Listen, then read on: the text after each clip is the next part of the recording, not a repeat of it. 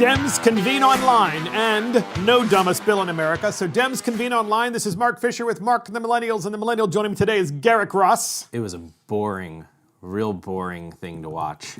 It was... What was? The DNC, so they're convening online. Yep, it's true. It was terrible. Anything online is like a Zoom meeting, you know? You can kind of mute it and terrible production value. Hide your picture and actually be in the bathroom the entire time if you have to be. So, yes, so Dems convene online, and of course, joining us is Christopher Hopkins, our assistant producer, and Adam Katura, our producer. So first up, AOC endorses Joe Biden, but first lists many of her grievances. We have a short clip on this because AOC, naturally, it's not enough to just talk about how wonderful Joe Biden is, and it's not enough for her to be aspirational. In fact, the Democrats last night weren't aspirational at all, but she still talked about her grievances because that's really all that she knows. Here is the clip. And to propose and build reimagined systems of immigration and foreign policy that turn away from the violence and xenophobia of our past.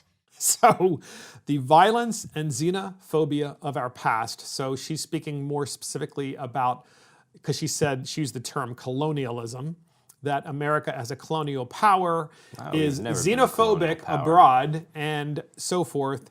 Does she not realize that we're involved and engaged in a pandemic with COVID-19 that was started by a communist country? Yeah, I wonder what her foreign policy be there? Capitulation? Yeah, so to her, we're being xenophobic, I presume, because we're calling out the perpetrator, which is China, communist China in particular. And what is she thinking? Well, she would like us to be like communist China, I'm sure. But, you know, I think it's you millennials love her, though, don't you? I don't think many of... Yeah, you know, I'm sure there's millennials who are like, ooh, speechless. AOC, but... Unheard of for Garrick. He's never speechless. Yeah, I mean... But look, why are millennials? Why do so many millennials... Like her? Like to listen to her? Because she is a millennial. Yes. She comes from the club. That's it? Yeah. That's it? There's nothing else? I mean, I think she is an amalgamation of our entire generation of people. Like, you know, the things that they value, you know, what they look for in leaders and what they think the world is like. And, you know, there she is at 29 or 30, however old she is these days. And, you know, she's a millennial in Congress. And so millennials are just, you know, drawn to her. I don't get it, you know. So, and she went on to endorse Joe Biden. And we're going to talk about this because it's really kind of a non-endorsement. Now you can say, well, there's process.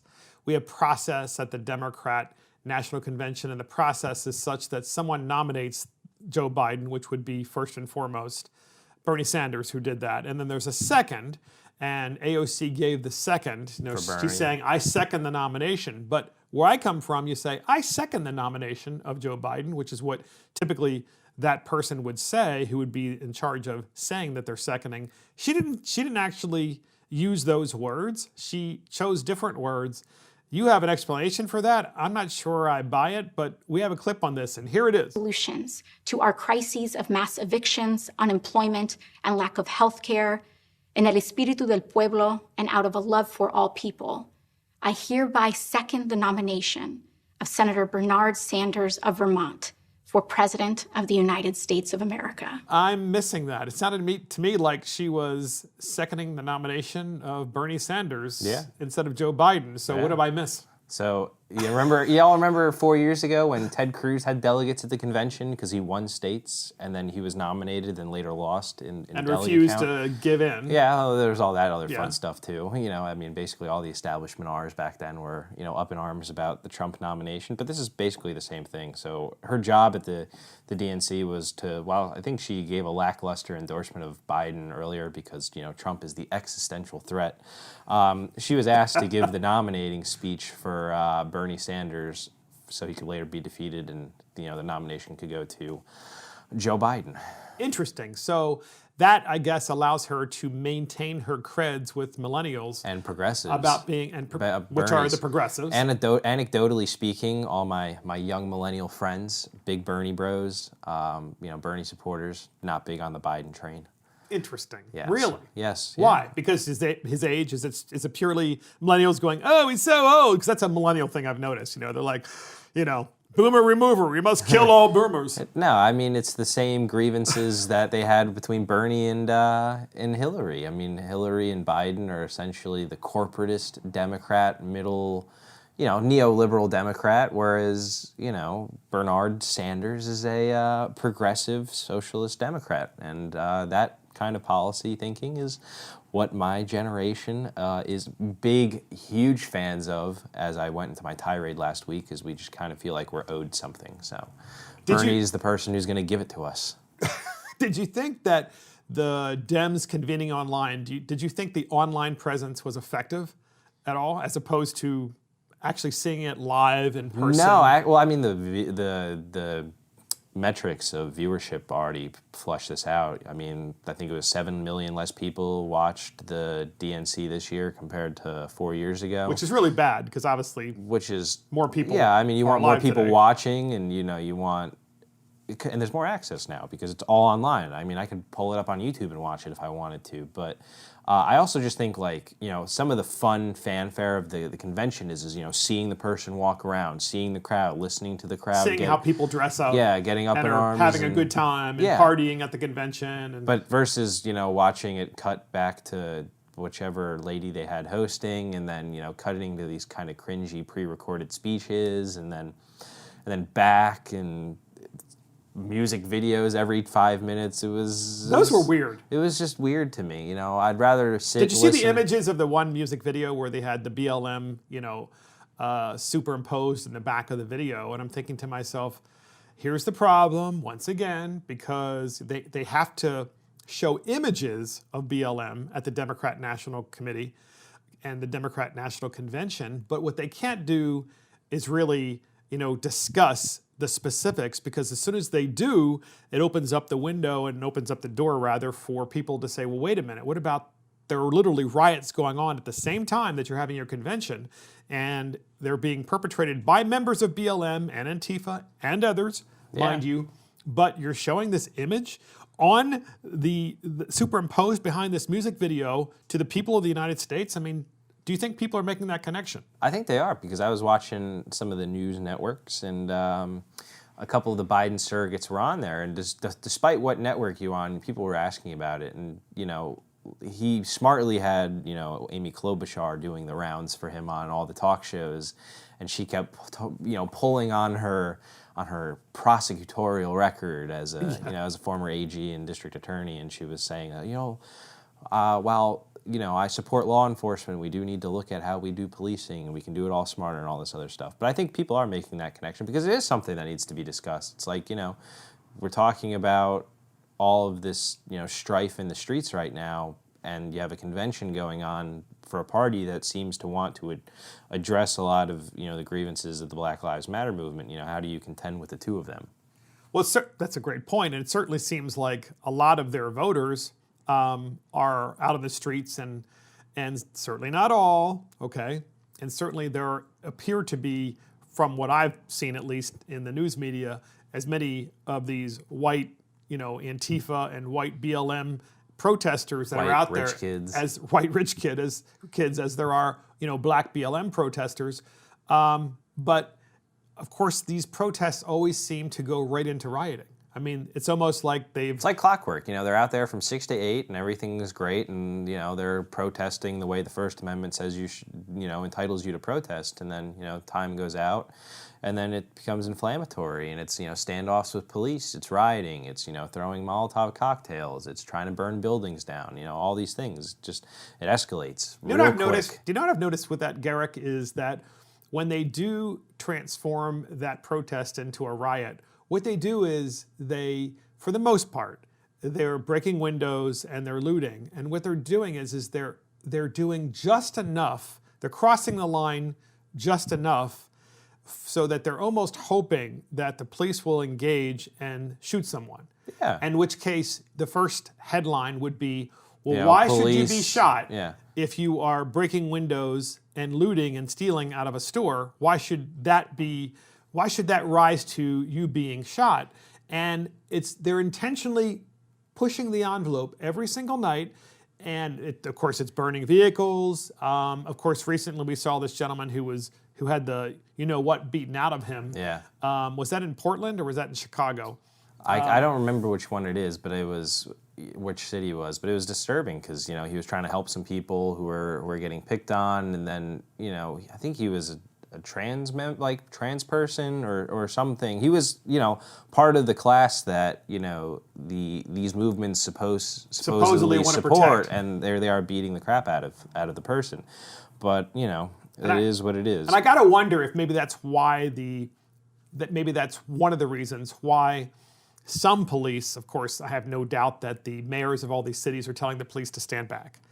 But I have to wonder if the police are really concerned that even if they were to engage and they were allowed to do so, that how do you stop 100 people from breaking windows and going into a store and stealing everything? How do you stop those 100 people without using force? Well, you see, you mentioned it. And, it's almost like they're... I want to make it clear. They should be using force. Yeah, the police should be. You mentioned it what when do you're you saying do? they're... What's the level of force? You tell me, millennial, what level of force is acceptable? Because you see it with these protesters. Like you said, they're kind of enticing, the response out of law enforcement. And it's something you see all the time on social media where people will post this thing. It'll be like, we were out here just doing this such and such thing. And meanwhile, it's looting and breaking windows, property damage and things like that.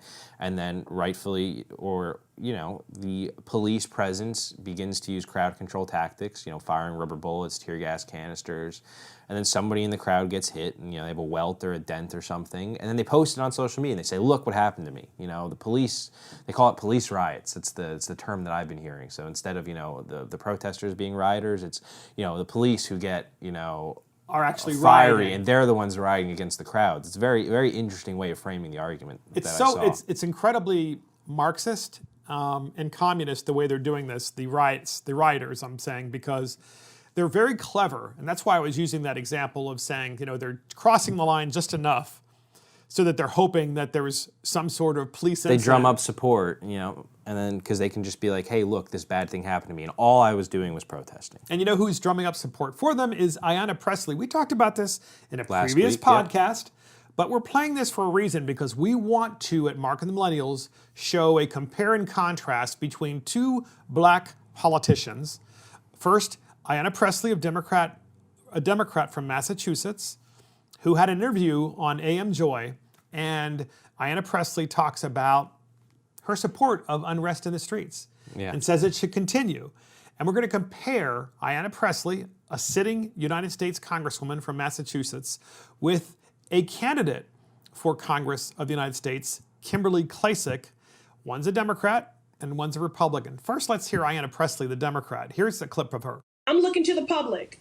This is as much about public outcry and organizing and mobilizing and applying pressure so that this GOP-led Senate and that these governors that continue to carry water for this administration, putting the American peoples in harm's way, turning a deaf ear to the needs of our families and our communities, hold them accountable. Well, make the phone call, send the email, show up. There needs to be unrest in the streets for as long as there's unrest in our lives. And unfortunately, there's plenty to go around. So that's Ayanna Pressley saying there should be unrest in the streets to hold politicians accountable. But what she's referring to, Ayanna, is Congressman Pressley. She's referring to President Trump. She's referring to the Republicans. The President of the United States and Republicans don't control these cities. No. The politicians who run these cities and control these cities, as we have said on Mark and the Millennials ad nauseum, are the Democrats, and they've controlled them for many years. There is only one city in the top 50 largest cities in the United States that has a Republican mayor, and it's Miami. Yes, and Miami actually is interesting because as a city, they have multiple mayors because the city is not this massive. There are lots. Miami is kind of a megalopolis, right? That kind of runs together with other towns and cities. Towns and suburbs. And so they have mayors in these other places that you would think, well, gee, I think the mayor of Miami actually is the mayor of this area over here. It's not. Yeah. But that's because of the Cuban-American influence there, who tend to be very overwhelmingly Republican. Yes, I mean, most of them escaped the very regime type that, several prominent politicians, including one of the people who was nominated at the convention that we talked about earlier, wishes the United States was. Exactly right. And Ayanna Pressley, whom you just heard, who said she thinks there should be unrest in the streets. We're going to compare her words with Kimberly Klacik, who wants to be in Congress. Kimberly Klacik is a congressional candidate. She's a Republican, and she's black, and she's running, of all places, in Baltimore City, Congress in Baltimore City, a place where the Democrats have controlled the city basically, I think, for 53 years. I think there hasn't been a Republican mayor there since 50-something, 1950-something. It's just unbelievable how long it's been. And so the Democrats have been in control in Baltimore, not just of the mayor's office, but also the city council office. And the bottom line is things continue to get worse and worse. So Kimberly Klacik, I want the podcast listeners to know, we interviewed her several months ago, right here at Mark and the Millennials, in person, throughout the entire podcast. And it was a terrific interview. And I think we recognized then that this was a candidate that deserves national recognition if only Republicans would open their eyes and start listening. So Kimberly decided, in my opinion, after she left here, that she agreed and she made her own video, and it's fantastic, absolutely fantastic. And we have a clip of the video that she made that has gone absolutely viral. And you have to listen to this and watch it if you can. If not, just listen to it. Here is the clip. The Democrat Party have betrayed the black people of Baltimore. If the politicians walk the streets like I do, they would see exactly how their policies and corruption affects us. But they don't want to see it. They don't want you to see this. Go to any Baltimore neighborhood and ask this question. Do you want to defund the police? No. No. Absolutely not. I had 3 sons killed in Baltimore City. And I think if we defund the police office, it's going to be worse than that. So no, I'm opposed to that. What are you going to defund the police for? Why? How do you defend your city, your community? Families are losing people. It's not just Baltimore. The worst place for a black person to live in America is a Democrat-controlled city. It's 2020. Name a blue city where black people's lives have gotten better. Try. I'll wait. Yep, name a blue city where black people's lives have gotten better. And Kimberly says, I'll wait. That's Kimberly Klacik. She's running for Congress in the state of Maryland, specifically in the city of Baltimore. And she's walking in West Baltimore. And while she's walking and talking in this commercial, you see the blight that is everywhere. Some 17,000 homes are vacant just in that section alone in Baltimore City, let alone the other part of the city. And she's walking through it. And what does she do? She decides to randomly talk to individuals living in West Baltimore, all black, and say to them, hey, what do you think about defunding the police? And in each case, the person said, that makes no sense. That's crazy. How are we going to protect ourselves? One man said, I've lost 3 sons to violence in Baltimore. Yeah, Baltimore City is one of the worst cities in terms of violent crime rates and murders. Just per capita individual statistics, I mean, I think it's like 7 people get shot in Baltimore in a week, I think is the statistics or something like crazy like that. It's certainly one of the murder capitals of the United States, right? Oh, yeah. At least in the top 10. Without question. So Kimberly is black. She's running for Congress. She is a Republican. And she's walking through the town. And, of course, as you can imagine, that in and of itself, because she's very attractive, is probably somewhat dangerous, especially in West Baltimore. And you have to say to yourself, you know what? This is someone that deserves national recognition because they're talking about the fact that you have this city that's been in decay for many decades, continues to get worse, population continues to decline, tax rates continue to increase, businesses continue to leave, and she's like, well, why wouldn't you just try something else? Why wouldn't you try something new? So Kimberly Klacik, as a result of that video, which went viral, she was invited on Laura Ingram's show on Fox News, and just last night, and she was interviewed by Laura Ingraham, and we have a clip on that, and you've got to listen to it. Here it is. In Baltimore City, especially where I was in those videos, the Penn North Corridor, millions of dollars of federal funds was sent to that area, and here it is in 2020, it still hasn't made it to the ground. And so from what I can see, the Democrat Party loves to leverage the urban struggles and annually ask for more federal funds, but then they actually don't, remedy the problems and say, this is what we're going to do. No one follows up on it, and I think people just just accept it at this point. And I think now we're at a point where people are saying, you know what, maybe I won't vote down ballot. Maybe I'll take a look at other options. And I have to say, going through the city, I've been in West Baltimore for over a year now, just talking to people about what the issues are. And I asked them, I say, hey, you know what, why haven't you ever voted for a Republican or something different? And a lot of people will say, you know, you're the first Republican I've ever met. So interestingly enough, she's basically saying something that we all know, but we don't want to talk about, which is Republicans, as a rule, won't go into the neighborhoods, in some cases, even in the neighborhoods that are in their own districts, and knock on doors because they're afraid of going into neighborhoods and having someone who is a minority or what have you close the door on them or say, why are you here? I can't stand you. You're a Republican.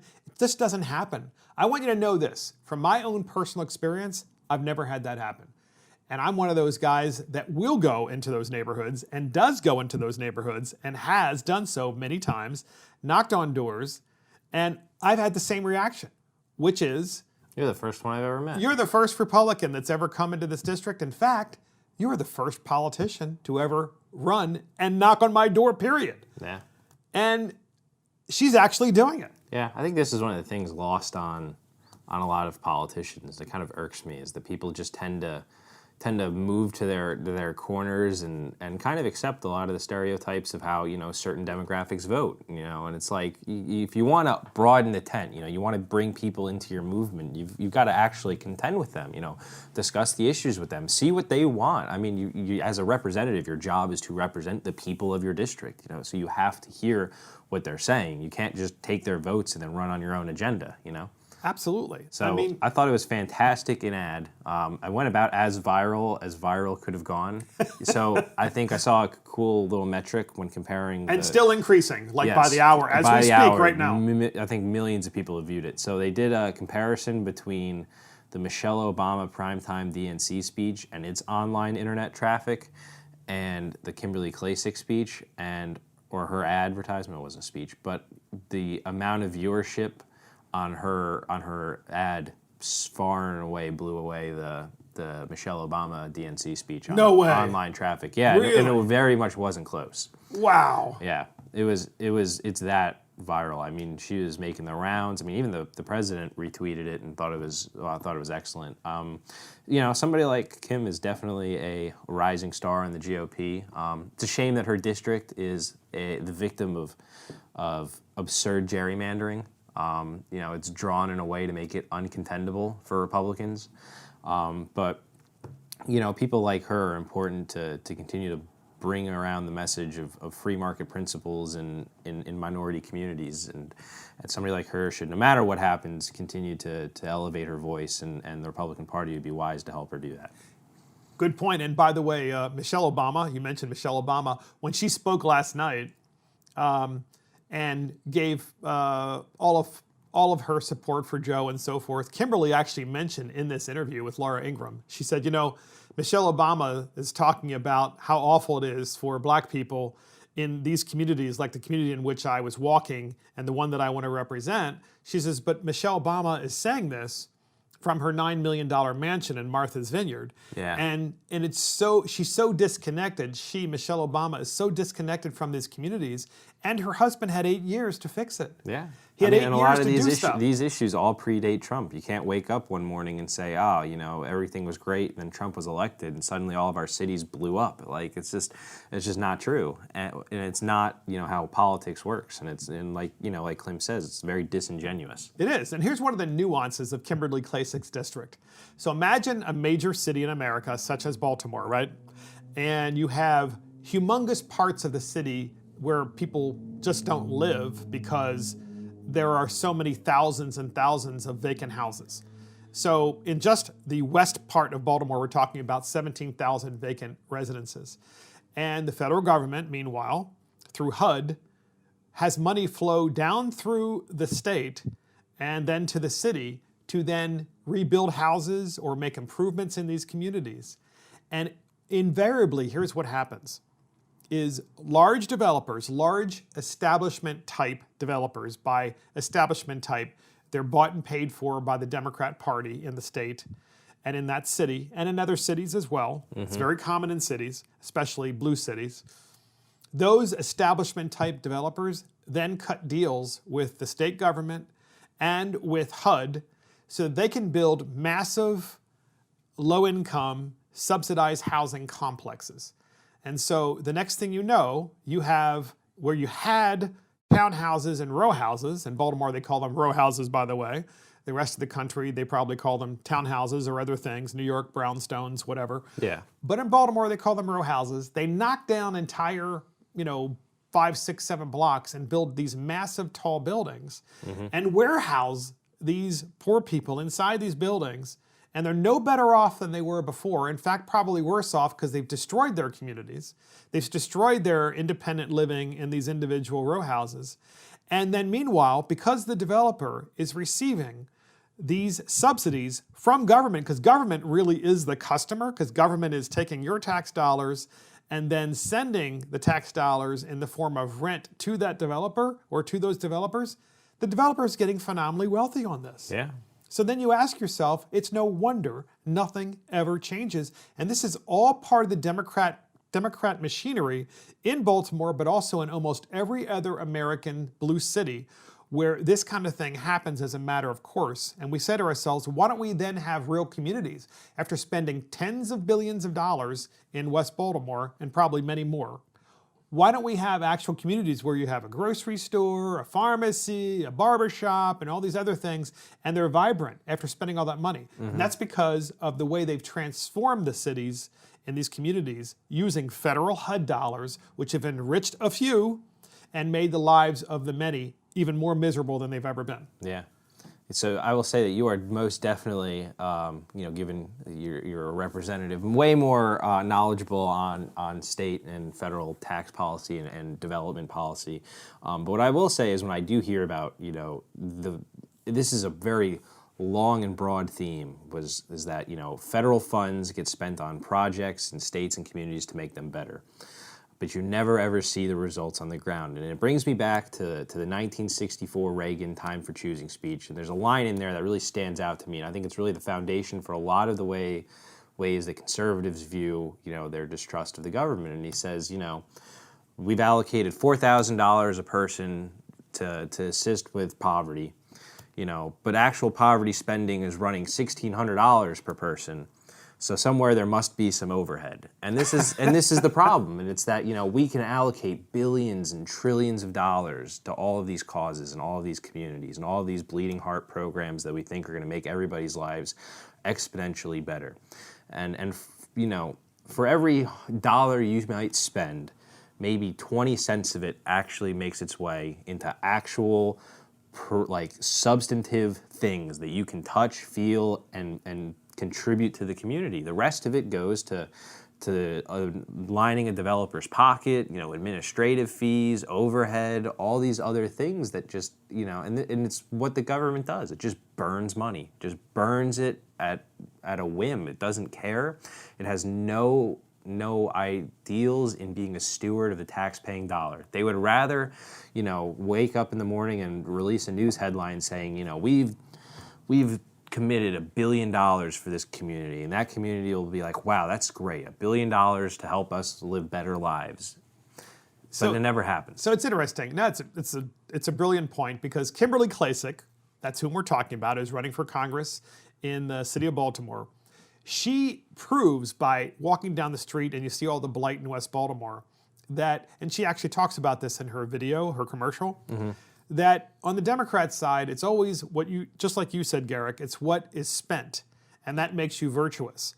But then there's no check and balance. Certainly there's no media, and there's no follow-up to see, okay, now that we've spent all this, have things really gotten better? Yeah, there's no accountability for any of these decisions, because the politician, we never saw any of that money. So you run back to the politician, he goes, well, we need more money, and the federal government won't give it to us. And then it's just this constant, running back to the trough to try to get more money. And then the federal government is always so willing to do it. And you're virtuous if you're a Democrat and you do that.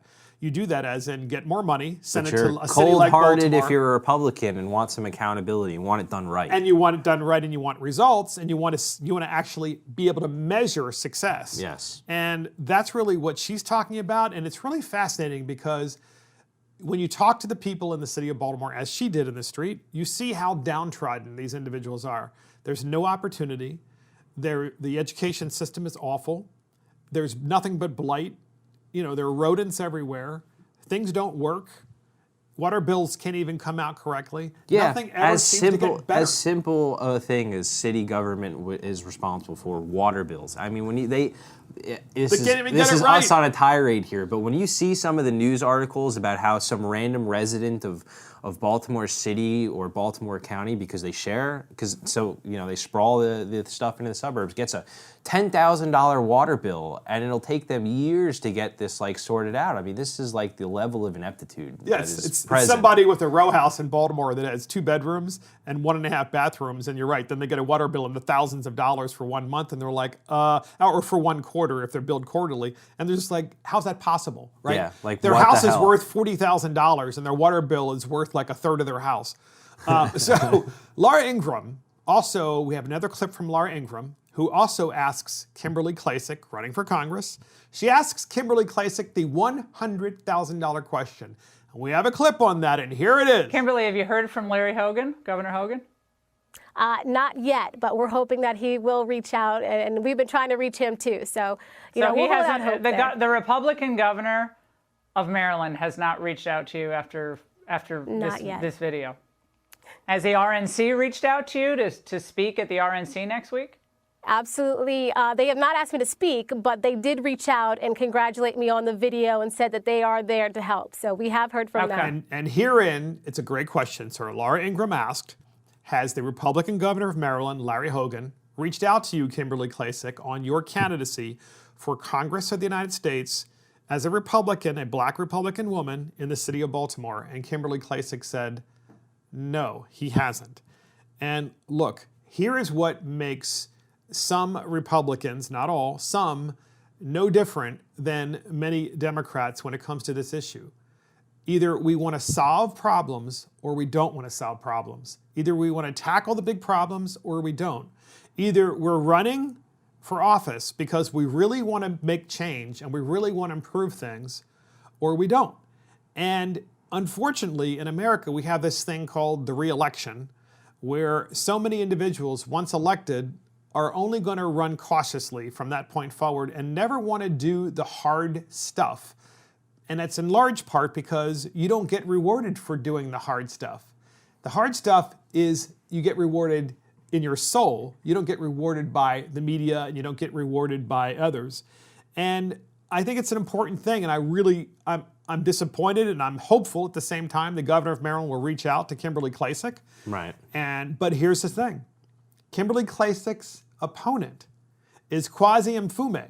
Kwasi Mfume is not only a former United States congressman, but he was the former head of the NAACP. Yes. And so Kwasi Mfume has been in Baltimore for much of his adult life, and things just keep getting worse. Yeah.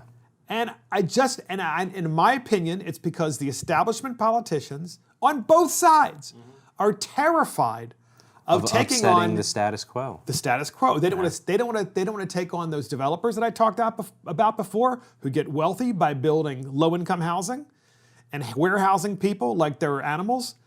And they don't want to take on the establishment politicians. Don't want to take on the public school unions, and then they don't want to take on the establishment politicians who go out there and say absolute lies, such as, well, we need to raise taxes so that we can maintain services, which is the reason why, by the way, the increase in taxes is why so many people are leaving America's cities, because they can't afford to stay in them. So you have this vicious circle. Look, I know I'm on this soliloquy here at Mark and the Millennials, but the fact of the matter is that Laura Ingraham's question to Kimberly Klacik is a key question. And Republicans need to stop looking the other way, and they need to embrace this candidate and every other candidate, just like they embraced the United States Senator Tim Scott, and shepherd these individuals to work out a constituency in these cities, because these are winnable cities. I don't care what anyone says, they are winnable. If you're offering a better way and a better solution, they will gravitate towards you. I mean, policies and ideas are only as good as their effectiveness. if you can make a strong case and continue to, and look, it's not going to be an overnight change. We're not going to wake up one day and an election's just going to swing 30 points in the other direction. But you got to build inroads somewhere, and you got to start building out support and popularity of your ideas. But I think to the question that Laura asked, that you turned into a question of whether people are going to do the right thing. I'm going to nerd out on y'all for a second. Good. So one of my favorite political philosophers, and if anybody at home ever needs any reading material, you should read Max Weber's speech, Politics is a Vocation. And in it, he outlines his beliefs and how he thinks that, politicians are supposed to behave. And he basically comes to the consensus that you just made, where, governing isn't just about being in office and riding the waves to re-election and not upsetting the boat or not rocking the boat. Being a virtuous politician and having a vocation for politics is somebody who is willing to do the right thing even when it's unpopular, even when they know it will be, disadvantageous to their reelection or to their claim to power. And I wish more people would have this politics for vocation, because ultimately, being a politician isn't about getting rich. It shouldn't be about lining your pockets. It shouldn't even be about holding power. It should be about making the lives of the people who live in your communities better. Should it be about what we see now, which is just saying what we think people want to hear? Yeah, no, absolutely not. He would arguably say that is not, a virtuous politician or a vocational politician. That is somebody who is simply just interested in maintaining themselves.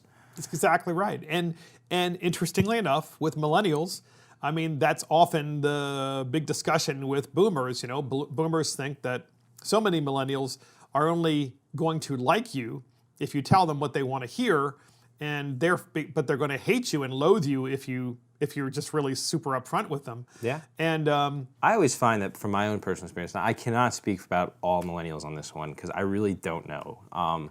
But, from my own perspective, I am quite comfortable with a person who I disagree with, as long as they, look me in the eyes and level with me like I'm a human being. I find that when people don't do that, they want to just tell me what I want to hear, it's condescending. It's almost like you still view me as a child, and I'm not, and I'm quite capable of hearing inconvenient truths, But as long as you're willing to level with me and discuss these things with me forthright, I will respect you infinitesimally more. It's interesting. I think podcast listeners should definitely underscore what Garrick just said, because I've learned as a boomer, if I've learned anything from having so many millennial nephews and nieces and children, that they get really upset if you even remotely are talking down to them. Oh, yeah. Even though as a boomer you're not intending it to be that way, but after you say it, you realize that's kind of the way you said it. If you're really honest with yourself, it really ticks them off. Yeah, it really does. And you lose them just like that. There's no getting them back either, at least for a while. But if it's someone that's not related to you, forget it. You lose them permanently, because it's that person's just not even worth my time. So we're talking about Ayanna Pressley, Democrat from Massachusetts, United States Congresswoman, who was a sitting Congresswoman, and you heard her interview on AM Joy about we need more unrest in the streets. And we're comparing that to Kimberly Klacik, who's saying, yeah, we've seen that before. We've seen that before many times. And in Baltimore, nothing ever gets better after 53 consecutive years in the city of Baltimore of uninterrupted Democrat control. And it just keeps getting worse and worse. And we're using Baltimore as an example because it's representative of every major city in America where we're experiencing these exact same problems. And I just can only hope and pray that at some point, more politicians, especially black Republican politicians, will come forward, because I can tell you the black Democrat politicians and the white Democrat politicians in these cities will never, ever improve things like they once were in the great city of Baltimore and the great city of Philly and the great city of Chicago and New York. These cities were once great places because people actually talked to each other like people. I want your final thoughts as a millennial on this particular subject. If you want to know how good a city can be when it's run by effective governorship, look at New York in the late 90s, early 2000s, where it had a slew of then Republican mayors. One of them has since abandoned ship because he is no longer a virtuous politician. He was somebody who was just, enamored by the throes of power and maintaining his stature at Michael Bloomberg. King Bloomberg, Bloomberg. But, I mean, New York City went from Lord Farquhar. New York City went from a pretty, crime-riddled place. I mean, the influences of the mob are very well documented there, and, they cleaned up the city, and it was a great place to be. And then you now see what happens when you elect adults like Bill de Blasio. And that is my thoughts on that. It's very well said. So next up, podcast listeners, we have Mike Lindell, the My Pillow guy. Oh, boy. Who, for whatever reason, was on CNN. Decided to go on CNN. Bad Mistake. Let me tell you why it's a mistake, because Mike Lindell is a major advertiser on Fox News. And his MyPillow commercials are so ubiquitous, you can't watch any Fox News program without seeing a Mike Lindell MyPillow commercial. In fact, they're so annoying at this point, you feel like just screaming because you're like, Mike, I can say your commercial by heart already.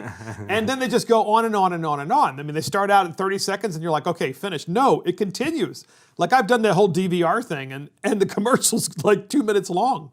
How much money is he spending on these? To me, I think it's absolutely hysterical that somebody like Mike Lindell can have as mundane a commercial as MyPillow, because he's like, you see him, he's just this big eccentric personality, and he's just so loud. And then you have mypillow.com for a good night's sleep. And I'm just like, to me, it's just funny. Oh, it's hysterical. It's hysterically funny. So Mike Lindell goes on Anderson Cooper on CNN. And Anderson Cooper, of course, plays a complete hit job on Mike Lindell. And let me tell you why Mike Lindell, I presume, decided to make this decision to go on CNN. Because Lindell is on the board of a pharmaceutical company that makes a biotechnology or pharmaceutical product, And I think it's Phoenix Biotechnology that he's on the board of. And there's a product that biotech company is making that could be a therapeutic for COVID. All right, so I guess Lindell, who did disclose the fact that he was on the board, was trying to go market it, was on CNN and saying, hey, look, here's another therapeutic, kind of like hydroxychloroquine, right? And of course, good old Anderson Cooper decided to play hit job, which is what he always does. And if you want to know why Republicans don't go on his program, that's probably why. In any event, here you go. Here's the clip. But my heart is, I gave it to my friends and family. You really are like a snake oil salesman. I mean, you could be in the Old West standing on a box telling people to drink your amazing elixir. I give the glory to God, and I do what Jesus has me do. I give the glory to God, and I want to help people. Jesus wants you out there promoting, I'm not money-driven. Remedies that are not remedies because they've never been tested. I am not money-driven, and why would I do this? Ask yourself, why would ruin my reputation if I didn't believe in this product? You don't have a great reputation.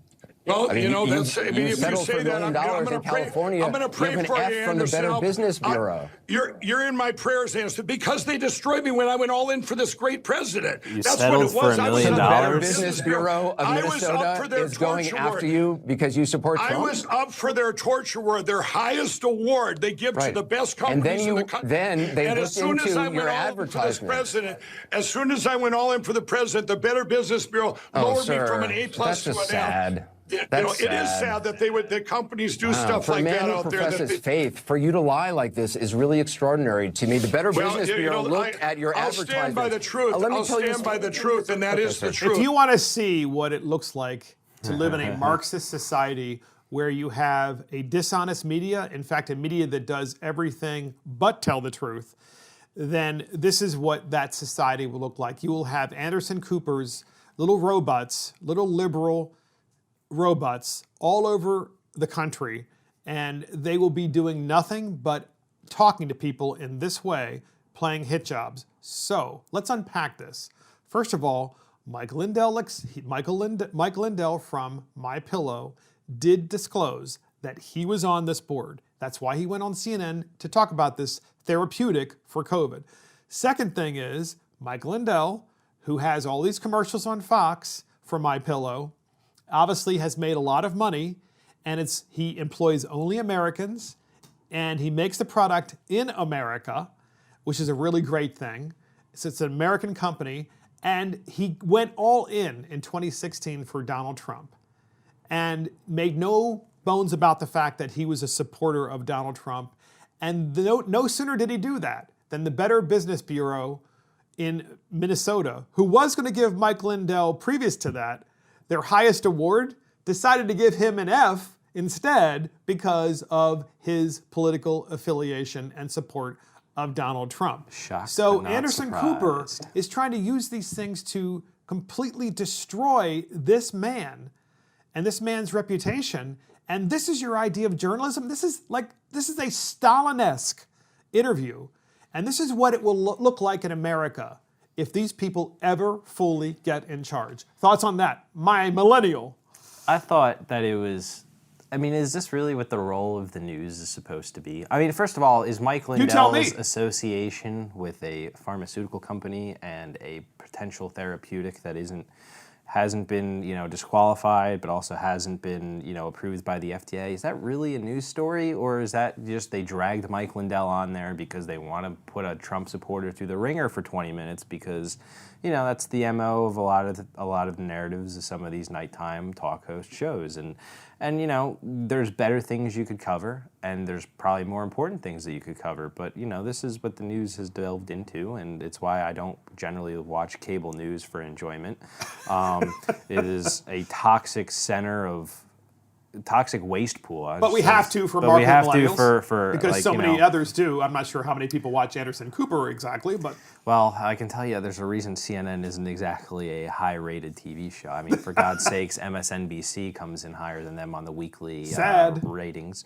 But also, the contending of Anderson Cooper's demeanor in that just kind of bugs me, because it's basically, he's sitting on a perceived pedestal that is above anything Mike Lindell is. And this goes back to our conversation about how I think people should level with each other. Whereas it's like Mike Lindell is there to talk to Anderson Cooper one-on-one, and mano y mano.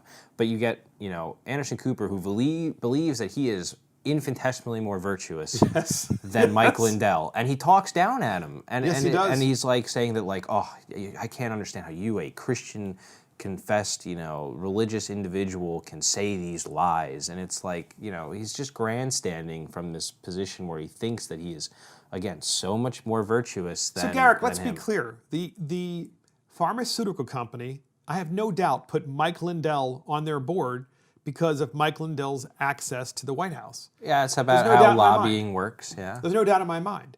But it's also incumbent upon Mike Lindell to fully disclose the fact that, hey, I'm on this board, and yes, I am pushing this therapeutic, and I do think it works and so forth. But if Anderson Cooper were a real journalist, he would have covered all of that material in a thoughtful and critical thinking way so that his listeners and viewers could actually obtain information that was valuable and then make their own judgment. Oh, Mike, you say you work for this company. What stage are they in the pretrial? What does this all look like? Have you had any conversations with the president? What are we doing? Also, I'm gonna trounce on CNN's logic here for a second, because to me it's an astonishing foot in their mouth. So Anderson Cooper conceivably doesn't want you to know about this drug, because in their minds it is toxic, it is a bad thing, and it'll probably kill you. That is what their perceived notion of this drug is. As if they're scientists. If they're scientists. And so what they think is a good idea to do is expose their viewers to this drug by having this interview. You would think that if they didn't want to have this product elevated, that they wouldn't elevate it. But instead they go out and elevate it themselves by having Mike Lindell on. Mike Lindell and Anderson Cooper have this knockdown, drag-out brawl, and suddenly this interview is trending all over Twitter, social media, where millions of people can see it. And now millions of more people know about this product because of this individual, circumstance. So it just goes to show you the lack of forethought that, some people have about how, marketing and advertising works. So they basically did Mike Lindell's job for him in a weird sense of the way. But couldn't Anderson Cooper, right after that interview, brought in the CNN scientist or professor or what have you, or Hopkins specialist, to talk about the drug that Lindell was trying to promote Yeah. and what its potential effectiveness would be and where it stands with trials and so forth.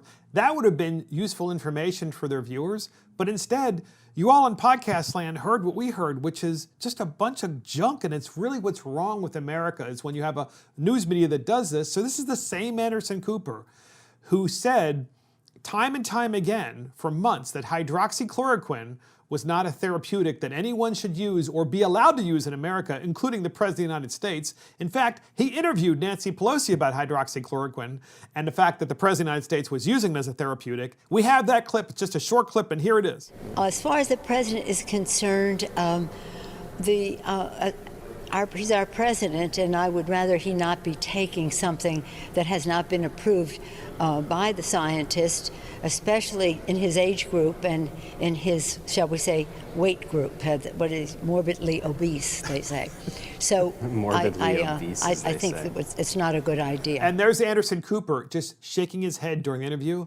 Oh yes, shaking his head up and down, but not saying anything, not interrupting her like he did Mike Lindell, not really trying to get information, just agreeing that, oh yeah, this drug that the president's taking has to be dangerous and therefore no one should take it, including the president of the United States, let alone any American, rather than getting scientists on and actually giving the information.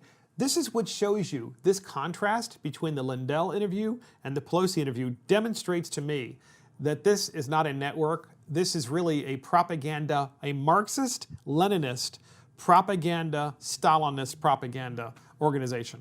I think it's funny because, this Anderson Cooper is, the not former, I mean, he's still on it, but he's supposedly the 60 Minutes journalist. He's supposed to be doing a lot of hard-hitting reporting and to be one of the A-list, journalists in the United States. But, you listen to that clip and he sounds more like Sean Hannity than he does Walter Cronkite. Yeah, it's true. So meanwhile, on hydroxychloroquine, just so you know, to close up on this segment, Minnesota Governor Walz quietly reverses course on hydroxychloroquine. This is the same governor who initially signed an executive order saying, oh no, you can't take this as a therapeutic during the time when lives would have been saved. Yeah. And now, quietly, not publicly, but quietly, does the same thing, but in reverse. Oh yeah, hydroxychloroquine, it's okay. Do you think CNN will ever cover that? Do you think they'll ever cover, that particular governor? Do you think they'll ever talk about the mistakes that they've made over the past months about this particular issue? Oh no, let's just attack Mike Lindell because Mike bad, hydroxychloroquine bad. Yeah, I mean, it's the dangers of politicizing, treatment options and medical procedures. It's like, the governor can have, the best advisors around him, but at the end of the day, they're not the FDA or the CDC, and they don't have all the information on how these things work. And if doctors think they work, they should be able to work. Now, that's not to say that it's going to work in every instance of using the drug, but it's, it's better than whatever the alternative is. That's exactly right. So podcast listeners, we don't have a dumbest bill in America, but we have a dumbest last segment. And we call this AOC Economics. You got that right. Yeah, AOC Economics. We were doing this. Let's bring it on. And this is our last segment, AOC Economics. Here's AOC's plan for solving the post office financial crisis. Yes, the post office, every time you mail a piece of mail, like a letter, and you drop it in a post office box, or you go into the post office in person and drop it in their box inside, the post office loses money because the American taxpayers subsidize that mail delivery. Now, there would be an easy way to fix that. It would be called increasing the price of the stamps required to be able to mail something that's just a regular piece of mail. There's also an archaic law that was passed about a decade ago, whereas the United States Postal Service, USPS. The USPS has to have across-the-board same-rate service for everything that they offer. So no matter where you live in the United States and where you're sending a piece of mail, it has got to cost you 50 cents or 55 cents to send no matter what. No matter what. Which, if you know anything about supply chain logistics, you know that the longer you send something through the mail, the more expensive it is to process that mail. You know, you're sending a piece of mail from. But they could fix that. They could fix that by saying, let's say you're mailing something that's. I'm saying that, but it's not fixed. It's one of the contending reasons why the USPS is failing. But it would be easy to because fix, of these terrible right? policies. And There's a lot of very easy fixes. Amen to that. So AOC Economics, she decided that since mail-in voting is a thing this election, and that she's really concerned about it, about whether the post office is going to be viable to be able to fulfill its duties on all of these pieces of mail, she has a fix for it. And we have AOC Economics for you, AOC 101, and here's the clip. Hello, everyone. I have been thinking about ways to help you help the post office. And I think I've got an idea, and I'm interested in hearing your thoughts. So one of the best ways to support the post office is to buy stamps. What do you all think? Would you guys be down and excited if I set up a national progressive pen pal program? Do all the work of connecting you to somebody else. We would offer maybe some conversation prompts or postcard prompts, and even like a printable postcard format. You just send it out. Would you guys be down? Do you like that idea? Would you be down as a millennial? Oh my God! To buy lots of stamps. Worst part is so that we can write each other, and that all that buying of stamps will prop up the post office. The worst part Why won't that work? The worst part is so many millennials would probably sign up for that. I know. I want to be part of the AOC Pen Pal program. That sounds so cool. Because I want to like totally support the post office because I want to make sure that Donald Trump doesn't get reelected. Irony, though, is a cruel mistress. That this is the very reason the post office is failing.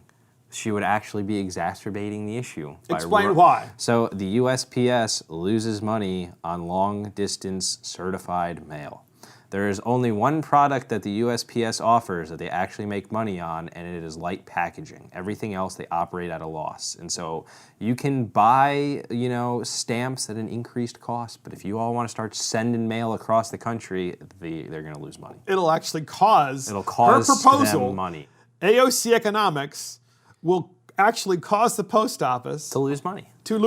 Yes, it's funny because increased volume of mail doesn't actually help the USPS, reduce its margins. It actually kind of further exacerbates them. It's funny. It's just AOC Economics. I mean, that's what a Boston University economics degree gets you guys. But and I got to say this, it's just so funny to me that the way she talks about it, it's like Valley Girl. It's like, and oh my God, we can just write each other. We can be pen pals. And we can all buy lots of stamps and then put them on, and that's going to solve the problem. So that way, when we go to mail our ballots, they won't go out of business. The economics of it's also hilarious in that she's actually explaining in a roundabout way the exact reason why the USPS is also failing. I mean, there's a million reasons why the USPS is not a solvent, program.